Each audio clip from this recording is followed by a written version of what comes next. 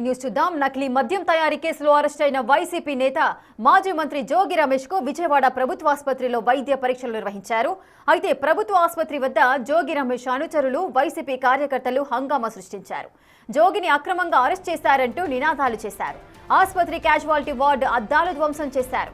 ఈ క్రమంలో పోలీసులకు జోగి రమేష్ అనుచరులకు మధ్య తోపులాట జరిగింది.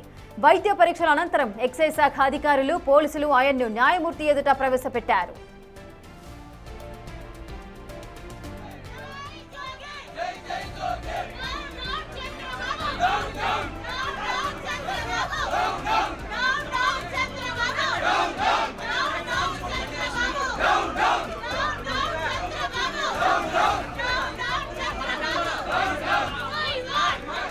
కోర్టుకు వచ్చిన జోగి రమేష్ తాను ఎలాంటి తప్పు చేయలేదన్నారు. సంబంధం లేని కేసులో నన్ను ఇరికించారని ఆగ్రహం వ్యక్తం చేశారు. సీఎం చంద్రబాబును ప్రశ్నించినందుకే తనను అక్రమంగా అరెస్ట్ చేశారన్నారు. పైన దేవుడు అన్ని చూసుకుంటాడని ప్రజలు చూస్తున్నారని చెప్పుకొచ్చారు.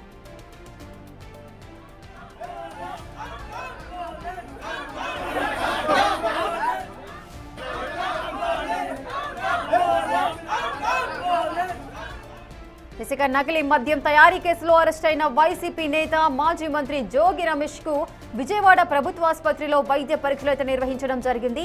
ప్రభుత్వ ఆసుపత్రి వద్ద జోగి రమేష్ అనుచరులు అదేవిధంగా వైసీపీ కార్యకర్తలంతా అక్కడికి చేరుకొని నానా హంగామా సృష్టించారు. జోగి రమేష్ ను అక్రమంగా అరెస్ట్ చేశారంటూ కూడా నినాదాలు చేశారు. ఆసుపత్రి క్యాజువాలిటీ వార్డు అద్దాలను కూడా ధ్వంసం చేశారు జోగి రమేష్ అనుచరులు. ఈ క్రమంలో అటు పోలీసులకు జోగి రమేష్ అనుచరులకు మధ్య తోపులాట చోటు చేసుకుంది.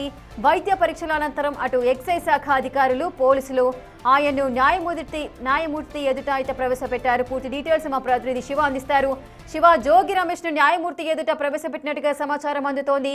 అదేవిధంగా జోగి రమేష్ అనుచరులు ఇంతకుముందు హాస్పిటల్ కి చేరుకోవడం, అక్కడ నానా హంగామా చేయడం, అద్దాలను ధ్వంసం చేయడం చూసాము. మరి ఇప్పుడు న్యాయమూర్తి దగ్గరికి కూడా వారు చేరుకున్నారా? న్యాయమూర్తి దగ్గర ఎటువంటి విచారణ అనేది జరుగుతోంది? పూర్తి అప్డేట్స్ ఏంటి?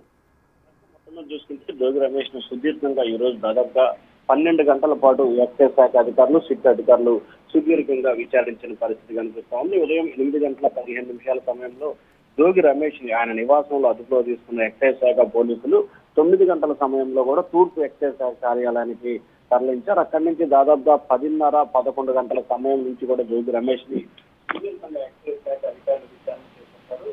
దాదాపుగా ఎక్సైజ్ శాఖ డీసీకి సంబంధించిన అధికారులు, సిట్ అధికారులు జోగి రమేష్ ని అనేకమైన ప్రశ్నలు వేసి ప్రశ్నించిన పరిస్థితి కనిపిస్తా ఉంది. జనార్దన్ రావుతో నీకున్న సన్నిహిత సంబంధాలు ఏంటి, ఆర్థిక లావాదేవీలు ఏంటి, సౌత్ ఆఫ్రికా వెళ్లే ముందు జనార్దన్ రావు ఎందుకు నిన్ను కలిశాడు అనే దానికి సంబంధించి, అలాగే సౌత్ ఆఫ్రికా వెళ్ళిన తర్వాత కూడా జనార్దన్ తో అనేక సార్లు మీరు ఫేస్ యాప్ లో మాట్లాడినట్టు కూడా గుర్తించారు. నిజంగా మాట్లాడారా, ఎందుకు మాట్లాడాల్సి వచ్చింది అనే కోణంలో కూడా విచారణ చేపట్టారు. దాదాపుగా 12 గంటల పాటు విచారణ కొనసాగింది.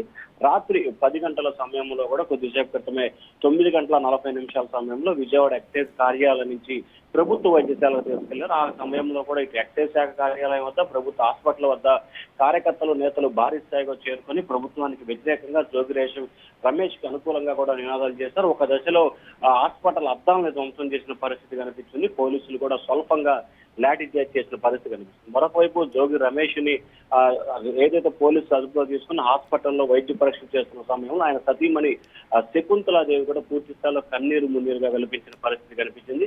జోగి రమేష్ ని హత్తుకొని మరి ఆమె బాధపడిన పరిస్థితి కనిపిస్తోంది. జోగి రమేష్ ఏమీ కాదు, త్వరలోనే బయటకు వస్తా, దేవుడు ఉన్నాడు, న్యాయం గెలుస్తుందని చెప్పి ఆయన సతీమణికి ధైర్యం చెప్పారు. అక్కడి నుంచి దాదాపుగా 40 నిమిషాల పాటు వైద్య పరీక్షలు నిర్వహించిన తర్వాత ఆయన వైద్యానికి సంబంధించి, ఆరోగ్యానికి సంబంధించి అంతా నార్మల్ గా ఉన్నట్లు కూడా వైద్యులు ధృవీకరించారు. ఈ నేపథ్యంలో విజయవాడ ప్రభుత్వ వైద్యశాల నుంచి విజయవాడ కోర్టుకి తరలించారు. విజయవాడ 6th MM న్యాయస్థానం ఎదుటికి కొద్దిసేపట్లోనే ప్రవేశపెట్టబోతున్నట్టు తెలుస్తా ఉంది. రాధిక. ఎస్ శివ, అయితే ఇప్పుడు న్యాయమూర్తి ప్రవేశపెట్టడం అయితే జరగబోతోంది. మరి ఇంతసేపు అంటే సుమారు 11-12 గంటల పాటు జోగి రమేష్ ను అదేవిధంగా ఆయన సోదరుడు రామును కూడా విచారించిన పరిస్థితి, ఇద్దరిని కూడా అక్కడికి తీసుకుని వెళ్ళడం జరిగిందా?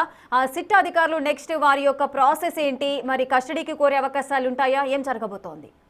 ప్రధానంగా చూసుకుంటే ప్రస్తుతం అయితే రిమాండ్ రిపోర్ట్ ని దాదాపుగా 10 పేజీల రిమాండ్ రిపోర్ట్ ని తయారు చేసినట్లు కూడా తెలుస్తా ఉంది. ఈ 10 పేజీల రిమాండ్ రిపోర్ట్ ని న్యాయమూర్తి దగ్గర ప్రవేశపెట్టబోతారు. ఆ తర్వాత జోగి రమేష్ సోదరుడు రాముని ఇద్దరిని కూడా విజయవాడ 6వ మున్సిపల్ మేజిస్ట్రేట్ కోర్టు ఎదుట హాజరుపరచబోతున్నారు. మరికొద్ది సేపట్లోని ప్రసంగం కొనసాగుతుంది. ఆ తర్వాత సిట్ అధికారులు కూడా రిమాండ్ రిపోర్ట్ ని జడ్జి ముందు ప్రవేశపెడతారు. ఆ తర్వాత అరెస్టుకు సంబంధించి అక్రమ సక్రమ అనే కోణంలో కూడా ఇటు జోగి రమేష్ తరపు న్యాయవాదులు, సిట్ తరపున న్యాయవాదులు కూడా వాదనలు వినిపించే అవకాశం కనిపిస్తోంది. ఆ తర్వాత 14 రోజుల పాటు ఆయన రిమాండ్ విధించే అవకాశం కనిపిస్తోంది. ప్రస్తుతం విజయవాడ సబ్ జైల్లో ఖాళీ లేకపోవడం మూలంగా నెల్లూరు సబ్ జైలు తరలించే అవకాశం కనిపిస్తోంది. రాధిక.